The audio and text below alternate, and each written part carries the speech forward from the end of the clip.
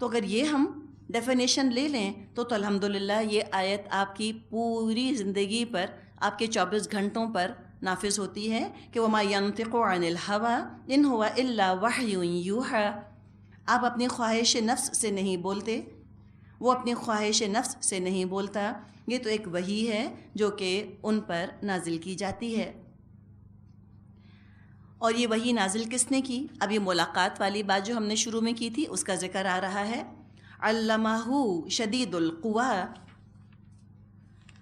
اسے زبردست قوت والے نے تعلیم دی ہے۔ ذو مرۃ فاستویٰ، جو بڑا صاحب حکمت ہے وہ سامنے آ کر کھڑا ہو گیا۔ مرہ ایک لفظ ہوتا ہے مرہ، میم پہ زبر، اس کا مطلب ہوتا ہے چلنا۔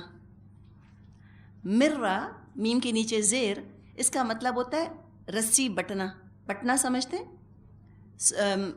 وہ روپ کو جیسے ٹویسٹ کرتے ہیں نا، ٹویسٹ کر کے روپ بناتے ہیں، رسی بٹنا، اس کے لیے لفظ آتا ہے مرہ، کسی چیز کی مضبوطی کے لیے آتا ہے۔ یعنی مرہ کا مطلب اگر کسی انسان کے لیے یا کسی مخلوق کے لیے استعمال کیا جائے تو مراد ہوگا علم والا، پتے والا، بہت مضبوط، بہت اسٹرانگ۔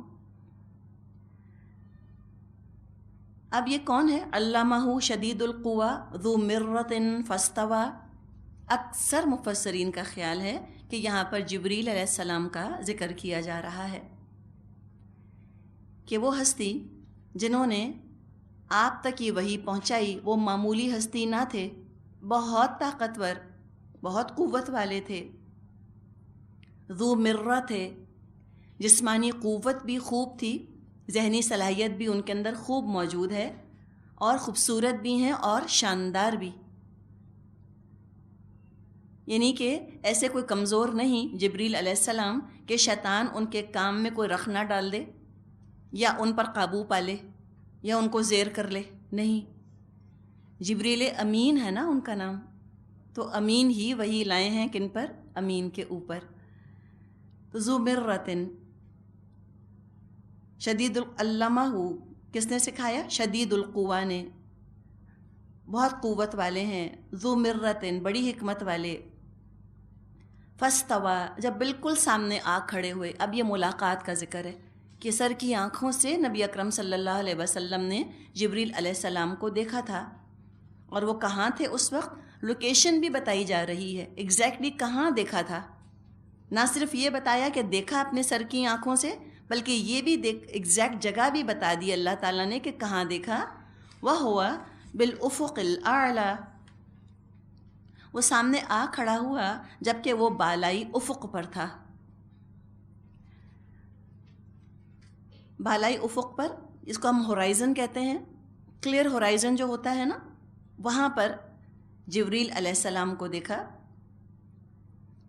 جہاں تک جبریل علیہ السلام کے آنے کا تعلق ہے، وحی لانے کا تعلق ہے یا ملاقات کا تعلق ہے نبی اکرم صلی اللہ علیہ وسلم سے، تو جبریل علیہ السلام کی نبی اکرم صلی اللہ علیہ وسلم سے متعدد موقعوں پر ملاقات ہوئی، بہت دفعہ ملاقات ہوئی، ایک آدھ دفعہ نہیں۔ لیکن جب آپ آتے تھے جبریل علیہ السلام، یا تو کچھ نظر نہ آتا تھا، بس دل پر وحی نازل ہو جاتی تھی۔ اور یہ کون سی وحی ہوتی تھی؟ وحی مطلوب، قرآن والی وحی۔ سورہ شورا کی تفسیر کو آپ ذہن میں لے آئیے، پورے کا پورا قرآن، مفسرین کا کہنا یہ ہے، علماء کا کہنا یہ ہے کہ پورے کا پورا قرآن اس قسم کی وحی پر مشتمل ہے کہ جب کوئی نظر نہ آتا تھا بس آپ کے دل پر کلام نازل ہو جاتا تھا۔ بہت سے موقعوں پر ایسا بھی ہوا کہ جبریل علیہ السلام انسانی شکل میں تشریف لائے اور نبی اکرم صلی اللہ علیہ وسلم سے بات چیت کی، اور وہ جو بھی کلام انہوں نے کیا وہ وہی غیر مطلوب کی شکل میں ہمارے پاس موجود ہے، یعنی حدیث کی شکل میں۔ اس میں حدیث جبریل تو بہت ہی مشہور ہے، کبھی اللہ نے چاہا موقع ہوا تو آپ کے ساتھ اس کو ڈسکس بھی کیا جائے گا۔ اتنی مشہور وہ حدیث ہے کہ اس کو ام السنہ کہا جاتا ہے، اور وہ احادیث کی کتابوں میں ضرور موجود ہوتی ہے، جس میں کہ جبریل علیہ السلام نے آ کر پوچھا تھا نبی اکرم صلی اللہ علیہ وسلم سے کہ اخبرنی عن الاسلام، اخبرنی عن الایمان، اخبرنی عن الاحسان، تو اس طرح سوالات پوچھے گئے تھے. وہ ایک الگ پوری حدیث ہے. تو وہ جو انسانی شکل میں جبریل علیہ السلام تشریف لاتے تھے وہ وہی غیر مطلوب موجود ہے. اور اکثر و بیشتر جبریل علیہ السلام ایک صحابی کی شکل میں تشریف لاتے تھے، دحیہ کلبی کی شکل میں رضی اللہ عنہ. دحیہ کلبی بہت خوبصورت انسان تھے اور جبریل علیہ السلام ان کی شکل میں تشریف لاتے تھے. جبریل علیہ السلام کی اصلی شکل اوریجنل فارم میں تو نبی اکرم صلی اللہ علیہ وسلم نے ان کو صرف 2 دفعہ دیکھا. اب آپ کو یہ بات کلیئر ہوئی کہ ملاقات تو متعدد دفعہ ہوئی، متعدد دفعہ، لیکن اصلی شکل میں صرف 2 دفعہ ملاقات ہوئی. اس لیے کہ اصل فرشتے والی شکل میں فرشتے کو دیکھنا یہ انسان کے لیے بڑا مشکل کام ہے. انسان پر ہیبت طاری ہو جائے اس طرح سے. پہلی مرتبہ نبوت کے بالکل ابتدائی زمانے میں دیکھا، جس کا ذکر یہاں پر آ رہا ہے. وَهُوَ بِالْأُفُقِ الْأَعْلَى ثُمَّ دَنَا فَتَدَلَّى فَكَانَ قَابَ قَوْسَيْنِ أَوْ أَدْنَى فَأَوْحَى إِلَىٰ عَبْدِهِ مَا أَوْحَى مَا كَذَبَ الْفُؤَادُ مَا رَأَى. جب وہ بالائی افق پر تھا پھر قریب آیا اور اوپر معلق ہو گیا، یہاں تک کہ 2 کمانوں کے برابر یا اس سے بھی کچھ کم فاصلہ رہ گیا. تب اس نے اللہ کے بندے کو وحی پہنچائی جو بھی وحی اس سے پہنچانی تھی. نظر نے جو کچھ دیکھا دل نے اس میں جھوٹ نہ ملایا. تب یہاں پر پہلی دفعہ کے دیکھنے کا ذکر کیا جا رہا ہے. ہوا یوں کہ جب غار حرا میں سورہ علق کی ابتدائی آیات نازل ہوئیں، اس کے بعد وحی میں وقفہ آ گیا. اس کو فترۃ الوحی کہا جاتا ہے. فترہ کا مطلب ہوتا ہے وقفہ، گیپ آ گیا. وحی کے رک جانے پر نبی اکرم صلی اللہ علیہ وسلم بہت غمگین رہا کرتے تھے. یہاں تک کیا فرماتے ہیں کہ بارہا میرے دل میں خیال آیا کہ میں پہاڑ پر چڑھوں اور خود کو گرا دوں، مگر جب بھی ایسا ہوتا جبریل امین کی غائبانہ آواز آتی کہ اے محمد صلی اللہ علیہ وسلم، آپ اللہ کے رسول ہیں، آپ برحق ہیں اور میں جبریل ہوں، تو آپ کے دل کو تسلی ہو جاتی. ایک دن اسی طرح آپ غار حرا سے اتر رہے تھے کہ آواز آئی یا محمد. آپ نے چاروں طرف ادھر ادھر دیکھا، کوئی آپ کو نظر نہ آیا. پھر آپ نے اترنا شروع کیا، پھر آواز آئی یا محمد. پھر آپ نے دیکھا تو کوئی نظر نہ آیا. تیسری دفعہ پھر آپ کو پکارا گیا تو اب آپ نے نظر اٹھا کر اوپر دیکھا تو جبریل امین پورے افق پر آپ کو چھائے ہوئے نظر آئے. اس کی آپ ہیبت تو سوچیں، پورے ہورائزن پر. امیجن کریں آپ سی سائڈ پہ کھڑی، آپ کو پورا ہورائزن نظر آ رہا ہے، جیسے بلندی پہ کھڑا ہوتا ہے نا، زمین کا کرویچر بھی نظر آ رہا ہوتا ہے نا. پورے پر جبریل علیہ السلام چھائے ہوئے تھے اور ان کے 600 بازو تھے، 600 ونگز یا 600 ان کے ہاتھ تھے. ابھی 600 بعض لوگ کہتے ہیں کہ لوگ 600 گن کیسے لیے؟ اب لوگوں کا دماغ الگ طرح چلتا ہے نا. اب اللہ عالم، اللہ تعالیٰ نے دل میں ڈال دیا، بتا دیا، اندازہ ہو گیا نبی اکرم صلی اللہ علیہ وسلم کو. لیکن اس میں قوت کا اظہار ہے. یہ جو فرمایا ہے نا یہاں پر جو ہم نے پڑھا ہے شدید القوہ، کہ بہت قوت والے ہیں.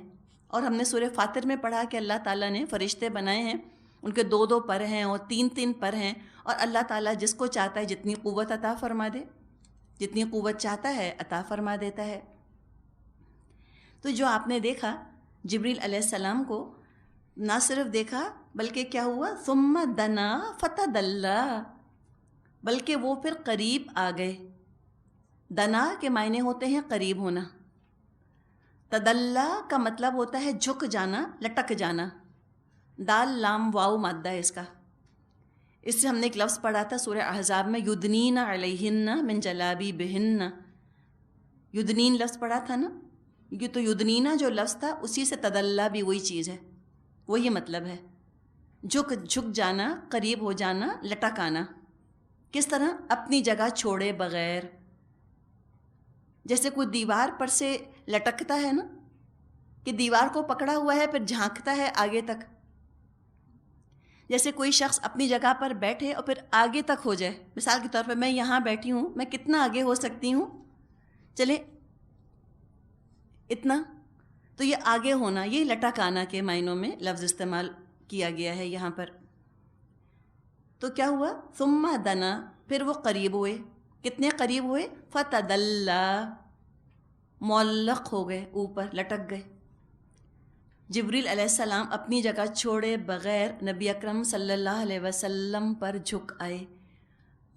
آپ امیجن کریں افق، ہورائزن سے، ایک تو پورے ہورائزن پر چھائے ہوئے، اور نبی اکرم صلی اللہ علیہ وسلم کھڑے ہیں، اور وہ اتنے قریب ہو گئے اپنی جگہ چھوڑے بغیر کہ بالکل لٹک آئے. آپ نبی اکرم صلی اللہ علیہ وسلم کی ہیبت امیجن کر سکتی ہیں؟ کوئی عام انسان ہوتا تو اس کا تو دل پھٹ جاتا ہے ہیبت کی وجہ سے، نہ برداشت کر سکتا. تو لٹک آئے اور کتنے قریب ہوئے؟ فَكَانَ قَابَ قَوْسَيْنِ أَوْ أَدْنَىٰ، یہاں تک کہ 2 کمانوں کے برابر یا اس سے بھی کم کا فاصلہ رہ گیا، اتنے قریب آ گئے. قاب، اس کو بھی سمجھیں. قاب ایک ڈسٹنس ہے، میجر ہے، اور یہ میجر ہے بو کا. کمان ہوتی ہے نا، تیر کمان، بو اینڈ ایرو. تو جو بو ہوتی ہے، کمان ہوتی ہے، یہ اس کا فاصلہ ہے. کمان کیسی ہوتی ہے؟ ایک طرف اس کی گول لکڑی لگی ہوتی ہے سیمی سرکل کی شکل میں، تو سیمی سرکل کو قوس کہا جاتا ہے. ٹھیک ہے، تو سیمی سرکل ہوتی ہے لکڑی، اور لکڑی کے اپوزٹ، لکڑی کے بالکل سامنے سٹرنگ لگی ہوتی ہے، سیدھی ہوتی ہے بالکل، ڈور لگی ہوتی ہے. تو لکڑی اور ڈور کا جو درمیانی فاصلہ ہے وہ قاب کہلاتا ہے. قاب تقریباً 1 ہاتھ کا یا 1 گز کا فاصلہ ہوتا ہے. عربوں میں قاعدہ تھا کہ جب آپس میں دوستی کرتے یا معاہدہ کرتے تو دونوں انسان جو کہ معاہدہ کر رہے ہوتے، وہ کمانوں کی لکڑی اپنی طرف پکڑتے اور کمان کی ڈور سامنے کرتے. دونوں کمانوں کی ڈور آپس میں مل جاتی. اس طرح 2 شخصوں کے درمیان 2 قوسوں کے قاب کا فاصلہ رہ جاتا، تقریباً 2 ہاتھ کا. چلیں آپ کو ڈرا کر کے بتائیں.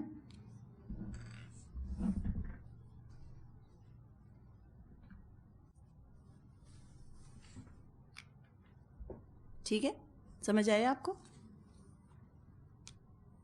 دیکھیں یہ جو ہے نا، یہ سیمی سرکل، یہ قوس ہے. ٹھیک ہے، یہ تب یہ 2 سیمی سرکلز ہیں تو قوسین ہو گئے 2، اور یہ فاصلہ کیا ہے؟ قاب، بیچ کا. تو قابہ قوسین فرمایا، 2 قوسین کا فاصلہ تقریباً 2 ہاتھ کا. اتنے قریب آ گئے جبریل علیہ السلام کہ بس سمجھیں کہ 2 ہاتھ کا فاصلہ رہ گیا. تو نہ صرف دیکھا نبی اکرم صلی اللہ علیہ وسلم نے جبریل علیہ السلام کو، بلکہ بہت قریب سے دیکھا. اور پھر کیا ہوا؟ جو دیکھا یعنی یہ کوئی فگمنٹ آف امیجنیشن نہیں تھا، کوئی ہیلوسینیشن نہیں تھا. فرمایا فَأَوْحَى إِلَىٰ عَبْدِهِ مَا أَوْحَى، اور انہوں نے نبی اکرم صلی اللہ علیہ وسلم پر وحی کی جو اللہ تعالیٰ نے وحی بھیجی. یہ سارا تجربہ نبی اکرم صلی اللہ علیہ وسلم نے کیا، یعنی کہ انتہائی غیر معمولی تجربہ کہ انسان کا فرشتے کو اس کی اصل صورت میں دیکھنا. غیر معمولی تجربہ تھا. ما کذب الفؤاد ما رأى، دل نے نہیں جھٹلایا جو انہوں نے اپنی آنکھوں سے دیکھا. یعنی کوئی نظر کا دھوکہ نہیں تھا، کوئی ہیلوسینیشن نہیں تھا، انبلیویبل ایکسپیرئنس تھا لیکن جھوٹ نہیں تھا. ایسی حقیقت تھی جس کو کہ آنکھیں دیکھ رہی تھیں، دل اس کو مان رہا تھا، دل نے کوئی جھوٹ اس کے اندر نہ ملایا. آج کل جب سائنس نے ترقی کی ہے تو مختلف ذہنی بیماریوں کا بھی پتہ چلا ہے. ان میں سے ایک بیماری اسکیزوفرینیا کی بیماری ہوتی ہے. وجود نہیں ہوتا، ہیلوسینیشنز ہوتی ہیں. باقاعدہ لوگوں کو اپنے ساتھ چلتا ہوا کوئی نظر آتا ہے، سالوں سال کسی کو اپنا ساتھی سمجھتے ہیں، اس کا نام رکھا ہوا ہوتا ہے، اس سے وہ بات چیت کر رہے ہوتے ہیں، وجود کوئی نہیں ہوتا. کیا ہے؟ صرف فگمنٹ آف امیجنیشن. صرف ان کا ذہن کوئی چیز ان کو ایک امیج دکھا رہا ہوتا ہے، یعنی کہ ہیلوسینیشنز ہو رہے ہوتے ہیں ان کو. تو یہاں پر بتا دیا گیا کہ نہیں، کوئی ہیلوسینیشن نہیں تھا. نعوذ باللہ، نبی اکرم صلی اللہ علیہ وسلم کو کوئی ذہنی بیماری نہ تھی اسکیزوفرینیا کی کہ تھا کچھ بھی نہیں اور نظر آ رہا تھا. نہیں، جو تھا وہ دیکھا انہوں نے، اپنی آنکھوں سے دیکھا، دل نے کوئی جھوٹ نہیں ملایا. یا جیسے کہ وہ کہہ دیتے ہیں کہ نعوذ باللہ نبی اکرم صلی اللہ علیہ وسلم پر مرگی کے دورے پڑا کرتے تھے، ایپیلیپٹک فٹس پڑا کرتے تھے، اور اس ایپیلیپٹک فٹ کے دوران کچھ الفاظ آپ کی زبان سے نکل جاتے تھے اور آپ وہ کہتے تھے یہ اللہ کا کلام نازل ہوا ہے. کوئی انتہا ہے نا حماقت کی بھی. اپنی کتابوں میں جہاں انہوں نے فیمس ایپیلیپٹکس کی لسٹیں دی ہیں، ایک جولیس سیزر ہے فیمس ایپیلیپٹک ہسٹری کے اندر، اور دوسرا کہتے ہیں محمد صلی اللہ علیہ وسلم. تو جس کو مرگی کے دورے پڑتے ہوں، کیا وہ ایسی حکمت بھری باتیں کرتا ہے؟ قرآن جیسا کلام اس کے منہ سے نکلتا ہے؟ دشمنی کی بھی انتہا ہوتی ہے نا، سو کہتے ہیں دشمنی میں اندھا ہو جانا بالکل. تو جو ان کے پاس اتنا علم ہے، مختصر سا علم، جو چند ڈسکوریز کر لی ہیں، کچھ دریافت کر لی ہے، کچھ علم حاصل کر لیا ہے، اتنا مننا سا بالکل، اس پر اس قدر غرہ ہو جاتا ہے انسانوں کو کہ بس پھر وہ سبھی کو جج کرنے لگتے ہیں اپنی اتنے سے حقیر سے علم کی روشنی میں. ابھی کیا دریافت انہوں نے کر لیا اسکیزوفرینیا کا مرض کہ سبھی کو لپیٹ میں لے لیا، کہ موسیٰ علیہ السلام کو بھی نعوذ باللہ ہیلوسینیشن ہوا تھا اور نبی اکرم صلی اللہ علیہ وسلم کو بھی. تو یہاں پر فرما دیا گیا، کیا آپ دیکھیں کیسے اللہ تعالیٰ نے پریمپٹ کیا ہے ان کی بات کو کہ ما کذب الفؤاد ما رأى، دل نے نہیں جھٹلایا جو انہوں نے اپنی آنکھوں سے دیکھا ہے. اور پوچھا جا رہا ہے اس زمانے کے لوگوں سے بھی اور اس زمانے کے لوگوں سے بھی، افتمارونہ علی ما یری، اب کیا تم اس چیز پر جھگڑتے ہو جس کو اس نے اپنی آنکھوں سے دیکھا ہے؟ تم یہ ماننے کو تیار نہیں کہ سر کی آنکھوں سے دیکھا، تم سمجھتے ہو کہ دماغ کا خلل تھا، نعوذ باللہ. تو جو خود گناہوں میں غرق رہنا چاہتا ہے، اس کو تو خالص اور نیکی کی اور پاکیزہ باتیں کرنے والے پاگل ہی نظر آتے ہیں، پہلے بھی نظر آتے تھے اور آج بھی. تو پوچھا گیا تم بحث کرتے ہو، تمارونہ ہو، میم را یا مادہ ہے، مراد شک کی بنا پر بحث کرنا.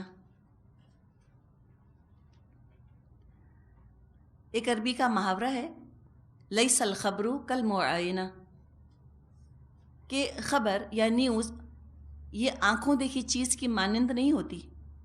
مثال کے طور پہ کہیں کسی چیز کی خبر ہمیں ملے، کوئی شخص ہم سے کہے کہ میں نے یہ خبر سنی ہے، اس کی بات بھی چلو ہم نے سن لی. ایک اور آ کر ہم سے کہتا ہے میں نے اپنی آنکھوں سے دیکھا ہے، اس کی بات میں تو وزن زیادہ ہوتا ہے. ہم کہتے ہیں I've seen it myself, I've seen it with my own 2 eyes. اس میں کتنا یقین ہوتا ہے، کیفیت کتنی گاڑی ہوتی ہے. تو یہاں پر بتایا گیا کہ نبی اکرم صلی اللہ علیہ وسلم کی ملاقات ہوئی ہے رسول ملک سے. نہ صرف ملاقات ہوئی ہے بلکہ انہوں نے اپنی آنکھوں سے دیکھا ہے. تو ان آیات میں سارا زور رویت کے اوپر ہے. رویت سمجھتے ہیں؟ دیکھنا. رویت ہلال کمیٹی نہیں، چاند کو دیکھنے والی کمیٹی جو چاند کو دیکھتے ہیں، تو یہ رویت کے اوپر سارا زور ہے. دیکھا، اپنی آنکھوں سے دیکھا ہے افق کے اوپر.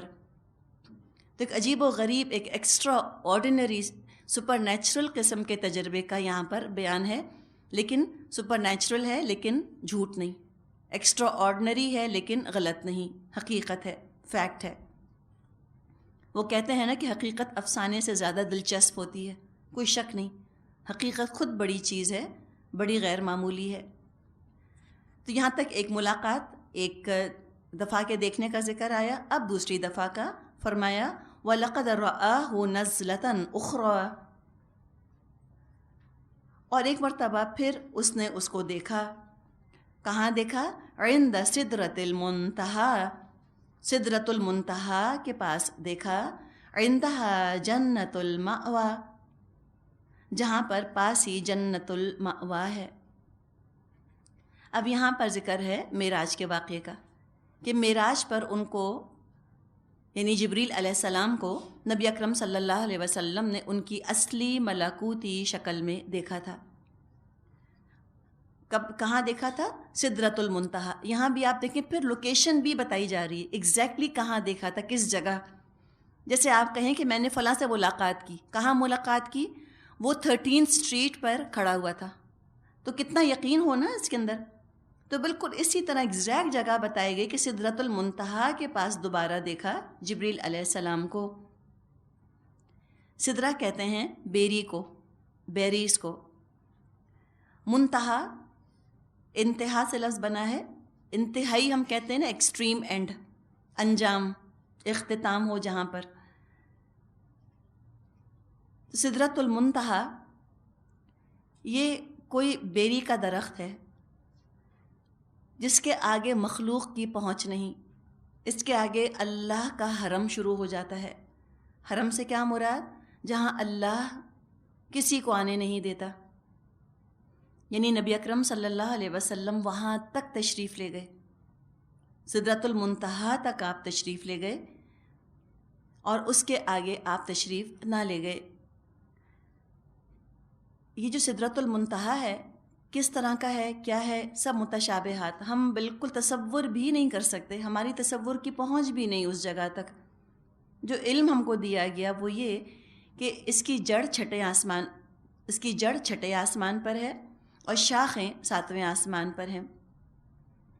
صحیح مسلم میں عبداللہ بن مسعود رضی اللہ عنہ سے روایت ہے کہ جب نبی اکرم صلی اللہ علیہ وسلم سدرۃ المنتہا تک تشریف لے گئے تو اس سدرہ کے اوپر، اس بیری کے درخت کے اوپر سونے کے پروانے گر رہے تھے. جیسے مہمان آتے ہیں تو پھول نچھاور کیے جاتے ہیں نا، ایسے آپ صلی اللہ علیہ وسلم کو خوش آمدید کہنے کے لیے اس پر سونے کے پروانے نچھاور کیے جا رہے تھے. اور آپ نے جو فرمایا کہ اس کا پھل مٹکوں کی طرح ہے، اتنے بڑے بڑے پھل ہیں جو کہ اس پر لگے ہوئے ہیں، اور اس پر اللہ کی تجلیات کا ظہور ہو رہا تھا. تو یہ بات یہاں فرمائی گئی کہ سدرۃ المنتہا کے پاس وہاں بھی جبریل کو دیکھا، اور اسی کے پاس جنت المأوا ہے، جنت الفردوس. یعنی جنت الفردوس کے بارے میں کہا جاتا ہے کہ جنت الفردوس کی جو چھت ہے وہ اللہ تعالیٰ کا عرش ہے. یہ اونچا ترین طبقہ ہے جنت کا. اور آپ صلی اللہ علیہ وسلم نے فرمایا کہ تم جب مانگو جنت الفردوس اپنے لیے مانگا کرو. تو جب مانگو گے تو انشاءاللہ عمل بھی کرنا چاہو گے، اعلیٰ عمل، تو نیت اعلیٰ کرو تاکہ عمل بھی اعلیٰ ہو. فرمائے اذ یغشی السدرۃ ما یغشی، اس وقت سدرہ پر چھا رہا تھا جو کچھ کہ چھا رہا تھا. یہ ماں کے اندر بھی بہت کچھ مضمر ہے، بہت کچھ چھپا ہوا ہے. کیا تھا؟ کیا اللہ کی تجلیات تھیں؟ کس چیز کا اس سدرہ پر ظہور ہو رہا تھا؟ کیا چھا رہا تھا اس پر؟ اللہ بہتر جانتا ہے. قرآن اور حدیث دونوں اس کے بارے میں خاموش ہیں. کبھی اگر موقع ہوا، اللہ کی ہم پر رحمت ہوئی، ہم جنت میں چلے گئے انشاءاللہ، تو ہم دیکھ لیں گے جا کر وہ سدرہ کیسا تھا. وہاں بھی ٹورزم ہوگا نا، جنت کا بھی سائٹ سینگ ہوگی. فی الحال تو ہمارے لیے بالکل متشابہات ہیں، ہم بالکل امیجن نہیں کر سکتے. ہم جب بیری کا ذکر سنتے ہمارے دماغ میں کوئی جھاڑی جیسی آ جاتی ہے، کوئی اسٹرابیریز لگی ہیں، کوئی بلو بیریز لگی ہیں، کوئی اس طرح کی چیزیں، کوئی شہتوت وغیرہ لگے ہیں. اس سے زیادہ ہم کیا سوچ سکتے ہیں؟ ایک ہرے رنگ کا درخت ہی آتا ہے نا، ایک چھوٹی سی جھاڑی ہی آتی ہے دماغ کے اندر. تو یہ متشابہات ہے. کیا چھا رہا تھا؟ بس چھا رہا تھا جو چھا رہا تھا. ما زاغ البصر وما طغى لقد رأى من آیات ربه الکبریٰ. نگاہ نہ چندھیائی، نہ حد سے بڑھی، اور انہوں نے اپنے رب کی بڑی بڑی نشانیاں دیکھیں. یعنی جو کچھ اس پر نازل ہو رہا تھا اس کو دیکھنے کے لیے بھی حوصلہ چاہیے تھا. ہر انسان کے بس کی بات نہ تھی کہ معراج پر پہنچتا اور معراج پر پہنچ کر وہ سدرہ کا مشاہدہ کرتا اور ان تجلیوں کا مشاہدہ کرتا جو سدرہ پر نازل ہو رہی تھیں. اس کے لیے تو انتہائی غیر معمولی انسان چاہیے تھا. اور تمام انسان جو ازل سے لے کر ابد تک پیدا ہوں گے ان میں سے ایک ہی انسان تھا ایسا غیر معمولی جو ان چیزوں کا مشاہدہ کر پاتا، جو کہ اس کا تحمل کر پاتا، جو کہ ان کو اٹھا سکتا، اور وہ تھے نبی اکرم صلی اللہ علیہ وسلم۔ تو آپ نے دیکھا نہ آپ کی نظر کج ہوئی، یعنی اتنا حوصلہ، اتنی ہمت، اتنا ظرف تھا آپ کے اندر کہ پورے اطمینان کے ساتھ جم کر آپ نے مشاہدہ فرمایا اور آپ نے اس کا تحمل کیا، برداشت کیا جو اللہ نے آپ کو دکھایا۔ تو نظر کج نہ ہوئی، نظر ادھر ادھر نہ ہوئی، وما طغا، نہ حد ادب سے بڑھی، نہ بھٹکی، نہ کم ظرفی، نہ بے ادبی، نہ کم حوصلہ، اپنے مقام پر قائم۔ طغا کیا؟ حد ادب سے بڑھ جانا۔ یوں تصور کریں طغا کو سمجھنے کے لیے جیسے کہ عظیم الشان بادشاہ کا عظیم الشان دربار ہو اور اس میں انتہائی حقیر فقیر داخل ہو جائے تو کیسے آنکھیں پھاڑ پھاڑ کے چاروں طرف دیکھے گا؟ یہ انداز ہوتا ہے نا، کم ظرفی والا انداز۔ تو یہ بھی نہ ہوا، نظر جو ہے وہ حد سے نہ بڑھی کہ ادھر ادھر دیکھنا شروع کر دیں۔ اور وہاں پر نبی اکرم صلی اللہ علیہ وسلم نے اللہ کی بڑی بڑی آیات دیکھی۔ کیا دیکھا ہم نہیں جان سکتے، ہم بس سوچ ہی سکتے ہیں اس کے بارے میں۔ اس کے بارے میں بھی علماء میں دو سکولز آف تھاٹ پائے جاتے ہیں کہ کیا دیکھا۔ کچھ کا خیال ہے کہ اللہ کو دیکھا، لیکن عائشہ رضی اللہ عنہا انہوں نے انکار کیا اس بات کا۔ انہوں نے کہا جو کہتا ہے کہ معراج کے موقع پر نبی اکرم صلی اللہ علیہ وسلم نے اللہ کو دیکھا وہ غلط کہتا ہے، بلکہ اللہ کی نشانیاں دیکھیں، اللہ کی آیات ہیں جو کہ نبی اکرم صلی اللہ علیہ وسلم نے دیکھیں۔ اور یہی وہ مقام ہے معراج کا کہ جہاں پر نبی اکرم صلی اللہ علیہ وسلم کے درمیان اور اللہ، یعنی اللہ اور نبی اکرم کے درمیان مکالمہ ہوا، جو التحیات کی شکل میں ہمارے پاس موجود ہے۔ التحیات للہ والصلوات والطیبات ہم پڑھتے ہیں نا، تو یہ التحیات معراج ہی کا مکالمہ ہے۔ اسی لیے نماز کو کہا جاتا ہے الصلاۃ معراج المومنین، نماز مومنوں کی معراج ہے۔ ایسے نماز پڑھو جیسے تم اللہ کو دیکھ رہے ہو، اللہ سے ملاقات کر رہے ہو۔ تو یہاں پر نبی اکرم صلی اللہ علیہ وسلم اس مقام تک پہنچے ہیں، عبدیت کے اس مقام تک پہنچے ہیں جہاں کوئی نہ پہنچ سکا۔ بندگی کے اس مقام تک آپ پہنچے، یہ ہے عبدیت کی انتہا، عبدیت کی معراج ہے۔ یہ اللہ سے کلام ہو رہا ہے، اور آپ سوچیں کہ یہ اللہ سے کلام، یہ اللہ کے ساتھ تخلیہ، یہ اللہ کے ساتھ تنہائی اور اللہ سے گفتگو کرنا، اور کیا اللہ تعالیٰ نے باتیں کی ہوں گی، اور کیا لطف کہ موسیٰ علیہ السلام سے اللہ تعالیٰ نے طور پر کلام فرمایا تھا تو موسیٰ علیہ السلام کا تو بس نہیں چلتا تھا کہ باتیں ہی کیے جائیں اپنے رب سے۔ ایک عام انسان ہے جو کہ اللہ کا پیارا ہوتا ہے، اس سے بات کرنے میں کتنا مزہ آتا ہے نا، دل چاہتا ہے بس اسی سے ہم بیٹھے رہیں اسی کے پاس۔ کہاں کہ خود رب سے بات کرنا، کیا اس کا لطف ہوگا، کیا اس کا مزہ اور کیا اس کی لذت ہوگی، ہم تو تصور بھی کر نہیں سکتے واقعی۔ یہاں پر یہ نبی اکرم صلی اللہ علیہ وسلم کو نمازیں عطا ہوئیں اور سورہ بقرہ کی آخری آیات آپ کو عطا ہوئیں، اور آپ کو یہ خوشخبری دی گئی کہ آپ کی امت میں سے جو شخص شرک نہیں کرے گا بالآخر بخش دیا جائے گا۔ اب آپ سوچئے اس مقام تک پہنچنا اور پھر واپس آنا لوگوں کی طرف، اور مذاق سننا، اور لوگوں کی باتیں برداشت کرنا، اور ان کا استہزاء، آسان ہے؟ آسان نہیں ہے۔ تو عبودیت کیا ہے؟ عبد بننا، یہ عروج کی کیفیت ہے، اس لیے کہ عبد کون ہے؟ اس کا رخ ہوتا ہے اللہ کی طرف۔ وہ کہتے ہیں نا کہ بیٹھے رہیں تصور جانا کیے ہوئے، واقعی دل ڈھونڈتا ہے فرصت کے رات دن، بس بیٹھے رہیں تصور جانا کیے ہوئے۔ کتنا آسان ہے ایک طرح سے